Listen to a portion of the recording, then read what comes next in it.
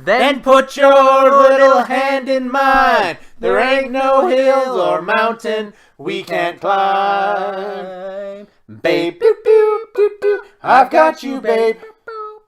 I got you, babe.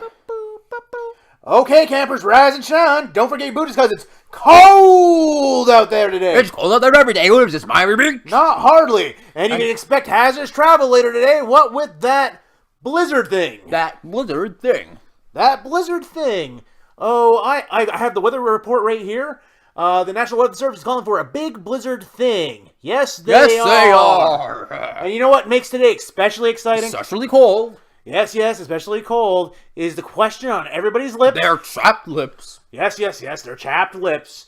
Will Phil come out and see his shadow? Punxsutawney Phil. That's right, woodchuck chuckers. It's Groundhog's Day. Why do we yell Groundhog's Day and not just yell Groundcast, whatever? Groundcast. What was our podcast called again? Groundcast Day. Groundcast Day? Yeah. Podcast Day? I don't know what we're called. I'm just doing it as a Muppet this time. Yeah. So Groundcast Day. This is our 16th watch, and we had wildly different views on this movie this week. Bobby watched it on his own, sick out of his mind, and then I watched it. Didn't understand it. We were supposed to be watching it alone, so I watched it at 1.5 speed in a rush, waiting for him to get here. And I just got here and saw like the last almost half of it in 1.5. At 1.5 speed. Which is actually, I really prefer this movie that way now. The movie I don't need that fucking shit at regular wildly different at 1.5 speed. It is Groundhog Day on cocaine. Yep. Everybody is twitching. Everybody is talking at high speed. You really see their head movements like birds. You watch their eyes. It's like people pop that shouldn't pop at all. That man in the hat, his slow smile that you don't really notice, you notice it at 1.5 speed, and it just comes off as creepy. Wow. So before we continue, our chat continues. Trump is still in office. Yes, it is. Yes, he is. It is currently March 25th, 2019. Yep. And it's still cold outside. Oh boy, is it ever! And cold in my house. What with a broken furnace? Oh boy. Things ain't going well in real life or in Groundhog Land. Nope. So why don't you talk about what you noticed this week on your Give me my journal. Give me that book I gave. That book I had. I don't know where it is. You had some notes this time too. Yes, I did. Check underneath the garbage on my couch. I kind of need that book to remember what the hell I was talking about. Yeah, I usually leave it over there, so I don't know where it is. This is so unprofessional. I just watched the movie at 1.5 speed. Well, we'll return to Tales from the Book next week when I remember where I put the book. Now I'm crippled without that book. But what did you watch yesterday? What did you notice when you watched it yesterday for the short period of time you watched it? I wish I had my notes, because we could have gone through them. This is really bad. Oh, just leave it. At least I'll find it for next time. Wow.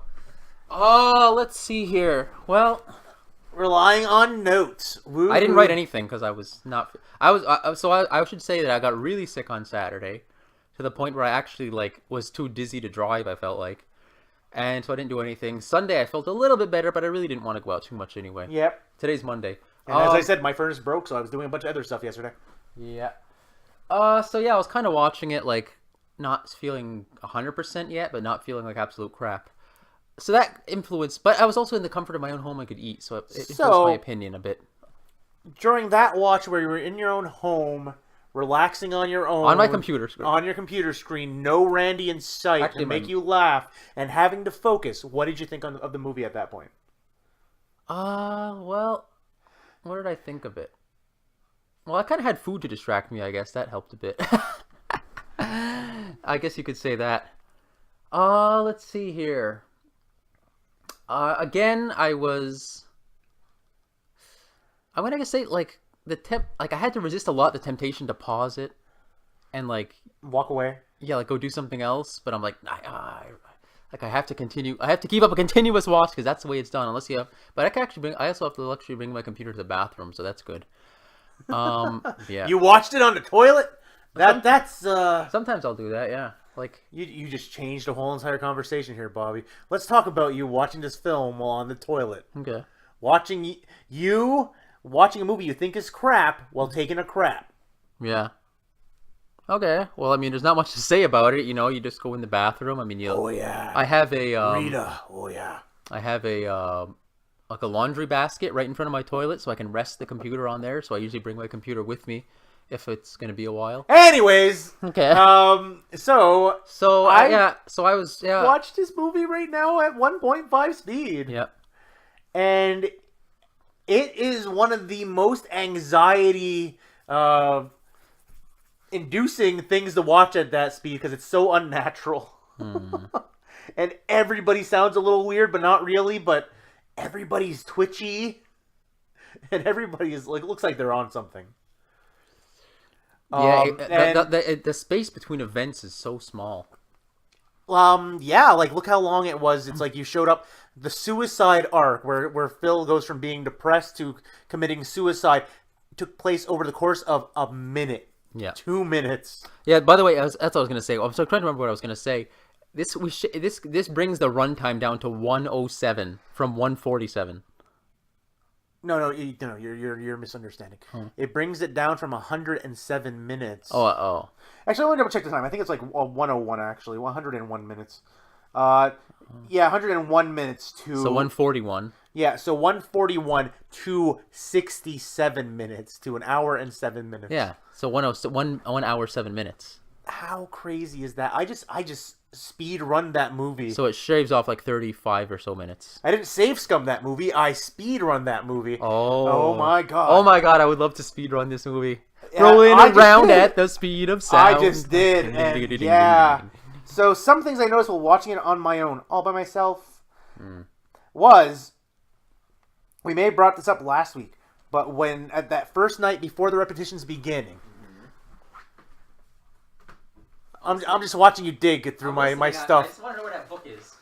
I probably moved it. I was probably using it. Don't keep talking. I'm just watching you going, what the hell are you doing? I told you just to wait till next week. I got to find where I put things. And well, what I was saying is that first night, Larry really crowds the person. It's not over here. Really crowds the person with the blue sweater. And man, does she get angry. Yeah. And it's very, very clear that's the case. When you watch this movie, you're distracting me. Do you want me to just hit pause? No. Because we're 7 minutes in here. All right. Yeah. It's very clear that she's angry. And also the other things I noticed is I've noticed she was angry in general every single time. Yeah, except on that final day when everything's going right and Phil's playing the piano, she's not angry. But yeah, it's because Larry elbowed her or something. I think so. He just kind of pushed his way in. And then he does have a big sweater on. So does she, but maybe he should have went out with her. They both like sweaters. Maybe. Well, but she doesn't get paid because she doesn't get paid to say anything though. So. And also, I noticed that Ned rarely goes off script. He must use that spiel on everybody except for the part about being Ned the Head, Ned the Bull. Sell me your soul so that I can bring you down to hell when you die. Hey, I know you from high school. Yeah. Which, actually, what if that's really the case? What, he knows everybody from high school? No, that he doesn't actually know Phil from high school. He fucked him? And he's messing with him, and he just gave him a name, and Phil's just like, I don't know what's going on here. Maybe Mary Pat doesn't exist. Maybe he's just like, I don't know what's going on here. What's going on? But wow, you're getting deep. I'm getting deep. But he always goes at the same cadence, same pitch, and he says the exact same thing. The only time he changes is that it's the final time we see him when he goes to give him a hug and rubs his back and asks him to stay with him all night. He changes all his stuff up to that point. Like, oh, Surefire, heck, I remember. Okay, I'm out of here, bye. And runs away. I would have, on the one hand, I would have liked to see a scene of Ned, like Phil, one of the days Phil running into Ned doing his shtick on another person and then like walking away. John Candy, is that you? But I thought that was you, John Candy. But on the other hand, that would extend the runtime of the movie, which would make me unhappy. So. Says the man who wants the runtime to be longer so they can elaborate on more stuff in the background. No, I wanted to cut out superfluous crap, though. That would be the superfluous crap. The stuff that you want added to the movie is superfluous because it serves nothing to the story except for your own curiosity. Well, there's two different ways of making this. One for a one-time viewing of the movie and the other for a repetitive viewing of the movie. And for my repetitive viewing, I want this motherfucker to be bare bones. And the thing that I noticed that I had to call out and that I had Bobby laughing at when I brought it up to him after he showed up here, was the first time Phil meets Nancy. He says to her, So you're here to see the ground. So you see the groundhog, and she goes, "Yep, I never miss it." Lies, liar! You liar, Nancy. You were there once in one universe. Yep. And you were never there any of the other universes. We're wondering, yeah, what happened? Was there an anomaly with the time loop that she only showed up on that one day? Maybe she's the Snow Devil. No, wait, that wouldn't make sense because Ned's the devil. Maybe she's the wife of the Ned. She's Lilith? Yeah. Because she's there to lead him off the path. She's there to tempt him. So that she... With her easy vagina. But she also vaguely reminds him of Rita because he has a type. Yeah, a white girl. With brown hair. Yeah, it's like she's there to lead off, but she's lying to him right off the bat. I mean, I'm there all the time. No, you're not. He just told her that he knows her from high school. Yeah, she's also not very liars lying to liars. Nobody's there's no honor among thieves here. There should be honor among thieves because thieves are the most honorable when they're amongst themselves. No, they're not. They'll steal from each other. That's what it means.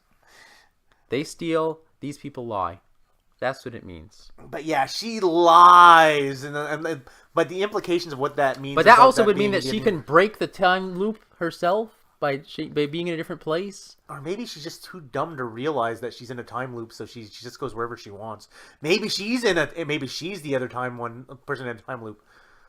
Maybe it's not just the guy at the bar. Oh. Maybe Nancy's in the time loop. So three of them are in there. But she's so dumb that she doesn't realize day to day that she's been living through the time loop. It's just like, oh, I just have a really bad feeling of deja vu. Whoa. She just thinks this winter's been going on for years and like. Oh, wait, I kind of know who you are. Oh, that's why I thought I went with you to high school. Why does it never turn March?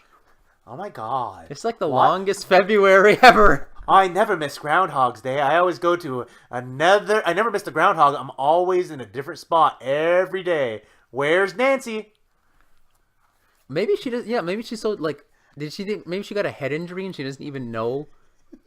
Like she's got some kind of Alzheimer's type thing where she's 51st dating Groundhog Day where she's been stuck in the loop, but she only remembers she just can't form any new memories, so she's just simply reliving that day over and over again. She's reliving that day, and it's like all fresh to her, but she can act independently. Yep. Every day, but she just doesn't remember shit. So she's Drew Barrymore from 51st Dates and in Groundhog Day. In Groundhog Days, which makes Bill Murray, Adam Sandler in 51st Dates. Except he doesn't care about her at all. Except nobody cares about her because it's Drew Barrymore. Well, Larry kind of wants to bang her. Wait, then is Larry Adam Sandler? Maybe, but clearly she didn't like him at the end. Nobody likes Larry. Nobody likes Larry. Does he have any kids? Well, we know his sure self's trying to. He used to live in San Francisco. He saw the Swallows returning from Capistrano like 6 times. Did they run him out of town?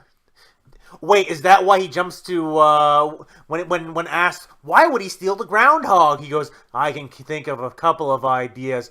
Pervert. Was he run out of town for doing something to the swallows? The swallows like to swallow.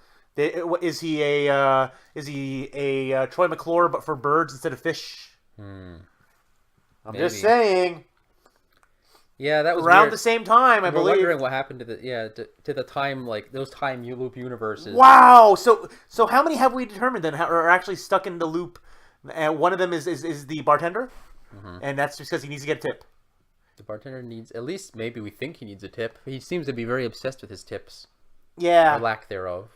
And then Nancy. Wow. If Nancy can't form new memories, but she still has her own agency within the universe. And she can go about her own day. She's a free agent. She's the free agent of this thing. So wait, does she not always... She's like the chaos of this thing. Wow. Of the system. Maybe that's why she falls in love with Phil so fastly when he asks her to marry him. When he asks her to marry him. Thank you. Yeah. But I don't... Well, what would her quest be to get out? She just doesn't know what it is. She just doesn't know. She's trapped there. She's waiting for somebody to break the loop. She's like chained there as like a distraction, or maybe, or she have a quest herself to get.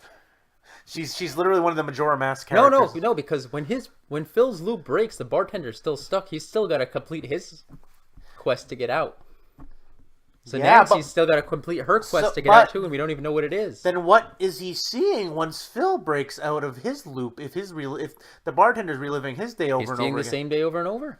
So he's seeing the same day, and so does he realize that Phil's in a loop? Yeah, he recognized. I thought that's what we established. He recognizes a fellow Loopian. But he doesn't bring it up. And then so he realizes. Because you know why? But then does he realize that when Do you know Phil's why? out of the loop? Do you know why? Because he's seen so many people come in and out of the loop. Oh, that he can recognize the loop he now. Can't. And he still never got out of his because nobody would ever tip him. So in the original, very first timeline where Rita gets stuck in the loop on February 2nd, would he have been aware on that day if he was still stuck in a loop? No, because his loop day is the February 2nd. February 1st, yeah, true. But then do you think he ever tried to help Nancy and her inability to make memories? It's every looper for themselves, man. Wow. Maybe that seems to be his philosophy. He sees people and he just like laughs at it. Ha ha ha! Another one. It's like Quantum Leap with the Dark Leapers. Either that, or he's an agent Probably, of the probably loop doesn't get that reference. No, it could. It could either be like whatever entity is running the loop has employed him, and he's an employee of it, or he's another victim trapped. He's a guardian of the loop to ensure that it maintains its integrity. Or he could just be another Loopian who's been in there for so long that he's like, fuck everyone else, I'm just getting myself out of here. He's making sure that it doesn't deviate. Because maybe he helped somebody in there before, and they were supposed to help him, and they screwed him over, and now he's just angry at other loopers. Maybe he just likes being in the loop. Because he's old already. Like, he's like, if I end this loop, I'm gonna fucking die. Like, I'm only gonna have a couple more years left. So yeah, we've okay, yeah. That's the guy who's like using the loop to grind the hell out of his experience before he that guy's a doctor, an engineer, a lawyer. That guy already knows after he finishes his job at the bar, he learns like everything there is. He actually only goes to the bar on some days even. And sometimes he just doesn't show up. And the only reason he even goes to that bar is because he's trying to use that to get to know everyone in town. I'm just surprised. The bar is what he uses to determine when the people are stuck looping. But does that mean that is he the same type of looping as Phil, where his jumping from universe to universe? Yeah. And is there a bunch a bunch of vegetative bartenders throughout the universe? Yes. Though? And Nancy's. And the vegetative Nancy's. Oh my god. Oh wait. This is terrifying. No, wait. Would Nancy? Because Nancy doesn't remember anything, would she go vegetative too, or would... No, because there can only be one soul at a time, yeah. Yeah.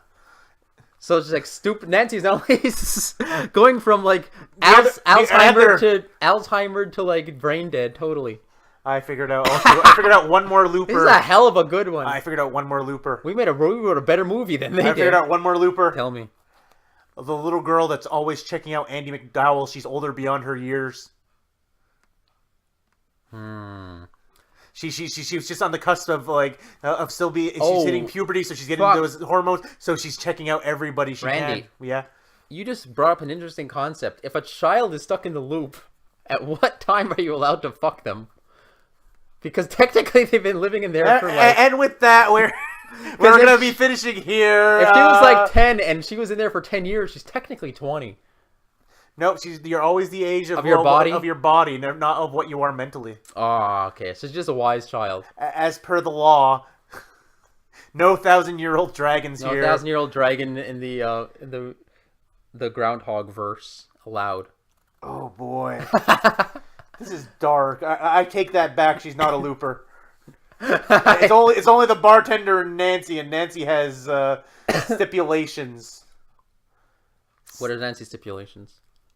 That she'll never remember that she's actually in the loop because she can't form any new memories. I thought that wasn't a stipulation. It's just because of something that happened to her before she happened to go in. So would the loop be a consequence of her? No, she just got bad fucking luck. It's like if you got crippled and paralyzed, and then you got stuck in the loop, and you have to spend every day paralyzed. Phil Connors. She had to spend every day with Alzheimer's. I was gonna say is Ned a looper, but no, he's the devil. She got super so Ned exists in all possible universes that exist. No, I think, because he's the devil. No, Ned doesn't show any recognition of or any anomalous behavior of being where he shouldn't though. But he makes sure he's there, passing him by every day at that point in order to get him to. But I'm saying there's no point in time where Phil goes somewhere else and Ned is there, and there's no point in time where Phil goes there and Ned suddenly isn't there that day. But he every time he sees him, he does the hard sell on him to sell him his soul for his sell his soul to the thing. So he doesn't need to do it every day. That's just his pre-programmed behavior, man. He's pre-programmed like everybody else in this town is pre-programmed. I'm sticking to my guns. It's Nancy and the bartender. The bartender because he's so knowing of what's going on. Nancy because she could appear elsewhere. 16 episodes, Bobby, and we've narrowed it down a third looper. Holy shit. Because we knew it from the beginning. We were like, why is Nancy not there? At first we thought it was an editing mistake, and then we realized she's actually part of the plot. Who would have known that Groundhog Day Cocaine Edition would have brought out this light? So deep, man. No, imagine this would be a much better movie if there was like multiple people stuck in the thing and they all had to get out. Holy shit. Holy shit. Okay, with that, I'm Randy. This is Bobby, and we're done. Bye. Goodbye. How do I stop this thing? You hit the red button.